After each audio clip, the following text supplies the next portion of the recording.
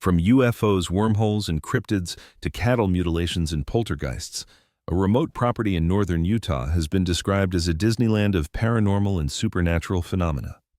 A case that has turned the heads of even some of the most ardent of skeptics.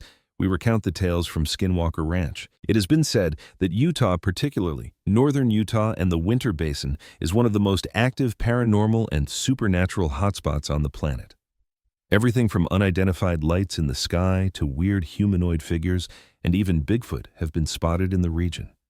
It has a long history of high strangeness accounts, which date back to the earliest of human settlements. 3 out of every 4 people in this part of the state have experienced something out of the ordinary. And for many others, just passing through, there is a palpable feeling that those dusty roads and bleak landscapes hide something of a dark secret. Much of the strange activity is concentrated in and around the basin, but some believe that within that radius, there is an epicenter from which all these bizarre phenomena seem to manifest. A beautiful 480-acre ranch situated about 100 miles due east of Salt Lake City. As with any other acreage, it traditionally adopts the name of the current owner, but over time it has come to be known by another. The Utes believed this ranch to be the focal point of a curse placed on them by the Navajo tribe members, were and still are forbidden from setting foot on this land as they believe it to be in the path of the Skinwalker. For this reason, it became known to the locals as Skinwalker Ranch. Throughout the latter half of the 20th century, Skinwalker Ranch was owned by a family which has long remained anonymous. In this mysterious saga, for reasons unknown, they suddenly and inexplicably vacated the property in 1908, leaving it empty and unattended for more than 7 years. That was until 1994, when it was purchased by Terry and Gwen Sherman. Along with their 2 children, the couple believed that they had found their dream home. The remote property was bordered to the north by a high ridge, which overlooked its sprawling green pastures, wild thickets of woodland, and its flowing creek to the south. The entire estate exuded an almost tranquil beauty that was not lost on the Sherman family. Terry was a high-end cattle breeder, and he hoped that the ranch would provide the space, privacy, and security he needed to take what was not only his hobby but his livelihood to the next level. He had bought the ranch for an extremely favorable price, far less than what it was worth, and when he signed the paperwork, he accepted the deeds with an excited, disbelieving look in his eyes. What he now held in the palm of his hand was his ambition, his prospects, his dream. He could not have known that. The land he had just purchased would almost destroy him, not just financially, but also psychologically. When they had first viewed the property, Terry and Gwen had found the main homestead in a state of disrepair, which of course they had anticipated given the length of time it had stood empty. What they did not expect to find, however, was the sheer amount of deadbolts securing the home, not just on the front and back doors, but on interior doors and all of the windows too. At the front and rear entrances, they also found heavy-duty chains attached to huge metal rungs which were embedded into the walls. It didn't take a genius to work out that these had been used to chain large, powerful guard dogs in place. Although slightly unsettled by these peculiarities, Terry and Gwen dismissed them, believing that the elderly couple who owned the ranch before them had been paranoid and overprotective. They had seemed rather eccentric after all. In the real estate contract, they had inserted a number of unusual clauses. For instance, the Shermans were not permitted to dig on the land without prior approval from the previous owners. These irregularities were overlooked by the family, but somewhere in the back of Terry's mind, he could not help wondering what had spooked them, to the point of installing this level of security in time. Of course, he would come to understand that this idyllic, stunning acreage was haunting in more ways than just its serene beauty. And in fact, the weirdness began almost straight away. On the first day of moving in, the Sherman family were unloading a truck in front of their new home when they spotted something on the far side of the pasture to the south. As it closed the distance, they could see that it was a wolf which was loping gracefully towards them in a series of S-turns. This immediately set Terry on guard. But it wasn't just the presence of the wolf that concerned him. Scaling it against distant fence posts and bushes, he could see that this animal was at least 3 times the size of an average wolf. But its behavior was oddly disarming. It seemed nonchalant, friendly even rather than aggressive. Slowing down and then stopping about 50 yards away, it sniffed the air and gazed at the family with intelligent, piercing blue eyes, before continuing on, casually padding towards them without a care in the world.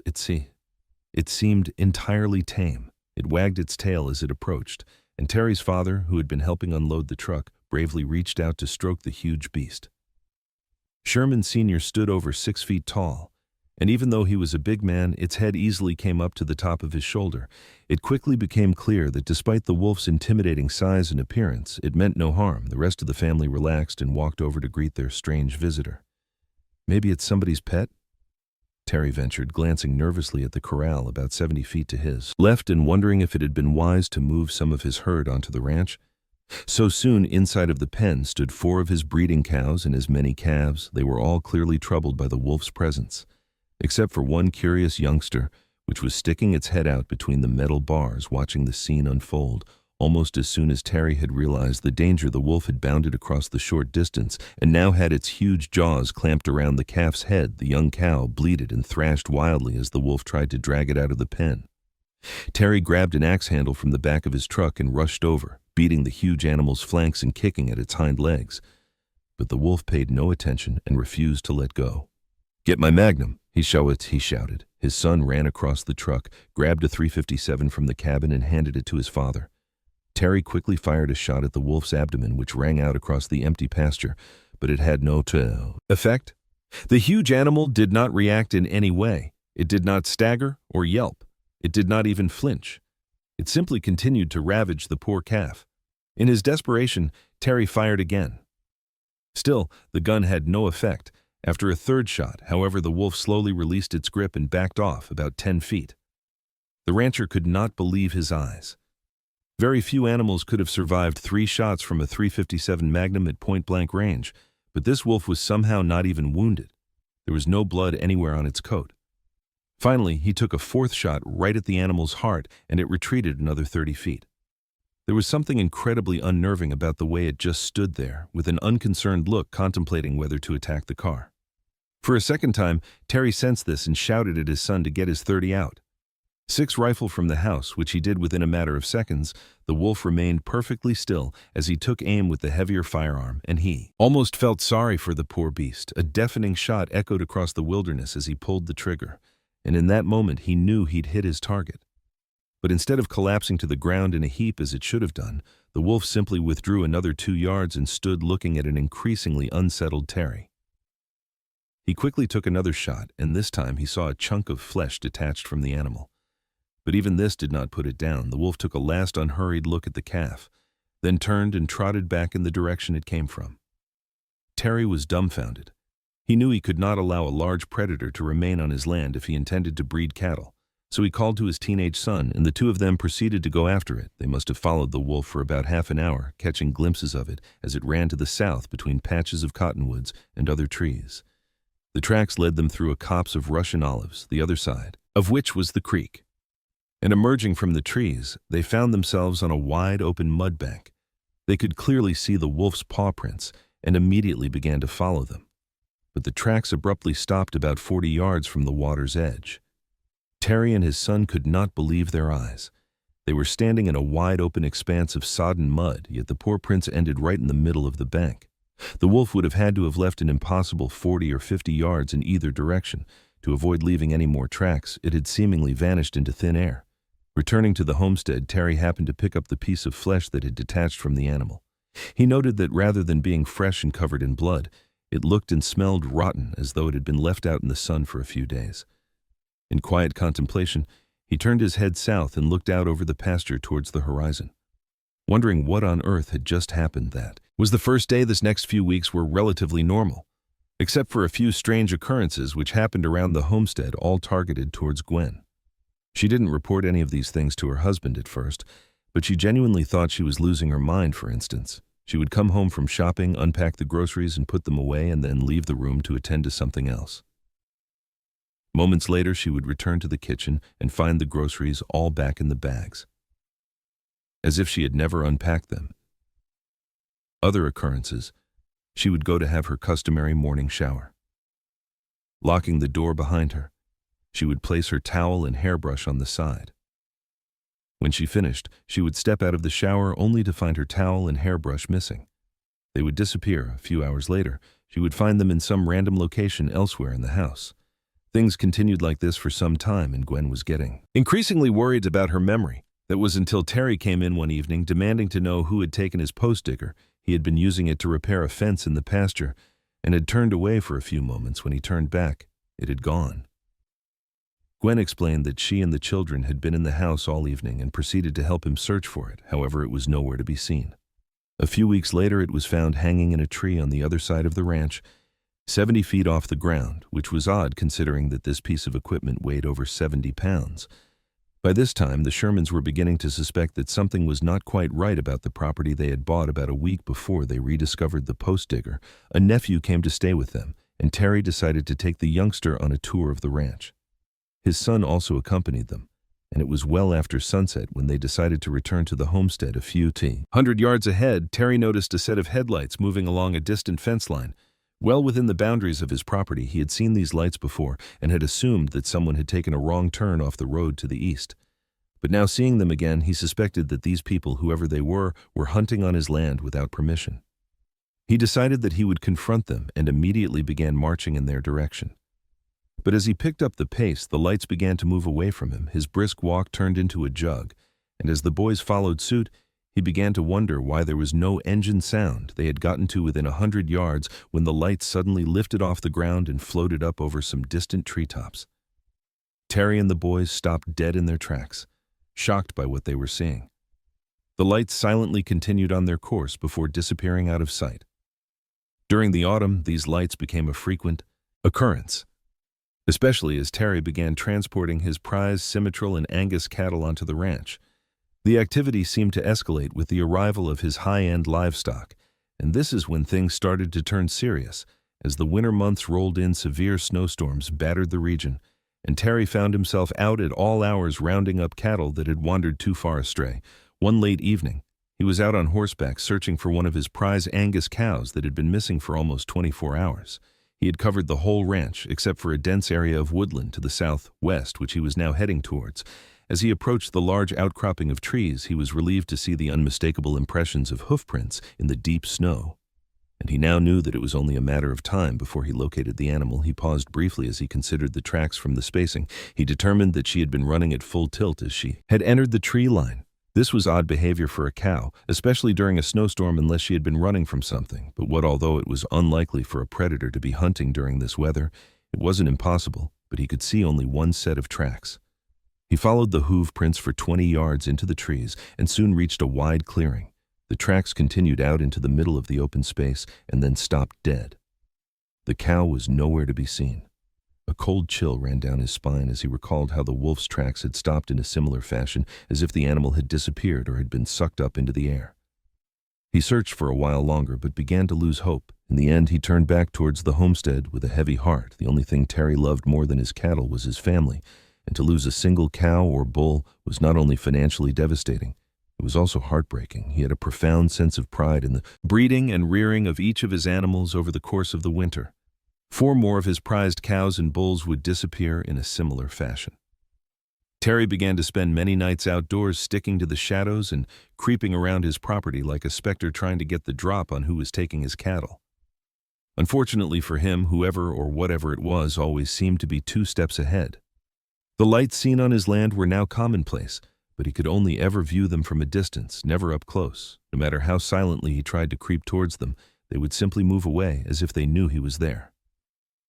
But then in the early hours of one morning, after yet another fruitless night, he was making his way back towards the homestead when a movement in the periphery of his vision suddenly caught his attention. To his shock, he saw a black mass hovering over the ground about 100 yards to his left, silhouetted against the pale white snow. Immediately, he hunkered down and quietly observed the strange object as it moved across the land. To his eyes, it looked like a slightly smaller snub-nosed version of the F-117 Nighthawk. However, he knew that it couldn't have been an F-117 because this thing was completely quiet. Floating about 20 feet off the ground as if defying gravity, colored light shone from its hull, flitting over the snow as if it was searching for something. Terry was able to observe it for around 15 minutes as it made its way over to the west before turning back and heading east again. Sitting still in the cold, Terry's arms were beginning to go numb, and as he stretched his limbs, his joints cracked in the deathly silence. The sound seemed impossibly loud, but in reality it was so insignificant that it wouldn't have been heard by anyone standing beyond the distance of 6 feet. Nevertheless, the lights on the strange craft suddenly went out, then stopped and turned in his direction for a few tense moments. Terry's heart thumped in his chest as the object seemed to glare at him, but to his relief it turned and silently floated off to the north out of sight in the new year. As the spring rains began to lash the ranch, the family would lose even more cattle, but now they began to reappear. Sometimes dead from no apparent cause, other times extensively mutilated. The nature of these mutilations was bizarre. Huge chunks of flesh and skin were carved out of the animals, yet there was no blood. The wounds always seemed to be cut with precision. Instruments displaying an almost surgical quality rather than the savage tearing of predators, the Shermans were beginning to feel the stress caused by these losses throughout 1995. The strange activity only intensified. Events took place that were frankly beyond bizarre. The lights appeared over the ranch almost every night. More poltergeist activity was experienced in the homestead block. Featureless entities began to appear looking in through the windows, and later even entering the house, and standing at the ends of beds. Strange sounds would emanate from the ground, almost as if there was machinery or railroads operating beneath their feet. Their neighbors would hear this too. They also heard disembodied voices speaking in strange languages coming from the sky one morning. Terry woke to find huge cookie-cutter-like holes dug into his land, with no resulting piles of earth anywhere to be seen. Somehow hundreds of pounds of soil had silently been removed from his property in the dead of night. In addition to this, strange creatures were spotted walking across the land, from humanoids that resembled Bigfoot to bizarre canine hyena hybrids with razor-sharp claws that would attack their livestock. There was an invisible entity that was often witnessed. Not the being itself, but the effects of its presence. Livestock would part and move out of the way, as if something big and unseen ran through the middle of the herd. Water in the canal would be displaced as if large invisible feet were stomping through it.